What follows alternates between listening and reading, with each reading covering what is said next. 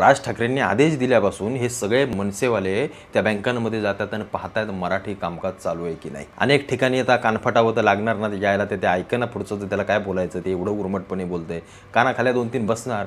याचा अर्थ असा होत नाही की ही गुंडागर्दी चालू आहे, हे कुठं गुंडे आहेत की हे काही करत बसलेत. हे काही त्यांनी राज ठाकरेंनी सांगितले नाही की हा नियम लावाच, आपल्या पक्षातर्फे लावा. ही रिझर्व्ह बँकेची गाईडलाईन आहे. हा एक नियम आहे की त्या राज्यांमध्ये, त्या बँकांमध्ये किंवा सरकारी कुठल्याही गोष्टींमध्ये तिथली स्थानिक भाषा असावी. हे करणं याला गुंडागर्दी म्हणतो आपण. जे मनसेने 65 टोलनाके बंद केले, ती काय गुंडागर्दी म्हणून बंद केले का? तुमच्या आज गाड्या तिथनं जातात येतात, तुमचे नाही पैसे वाचले का? आम्ही मराठी, मी म्हणून ते राज ठाकरेंना माझं खरोखर राज साहेबांना सांगणे, कशाला मराठी बिराठी करत बसताय तुम्ही? मरू द्या, सोडून द्या.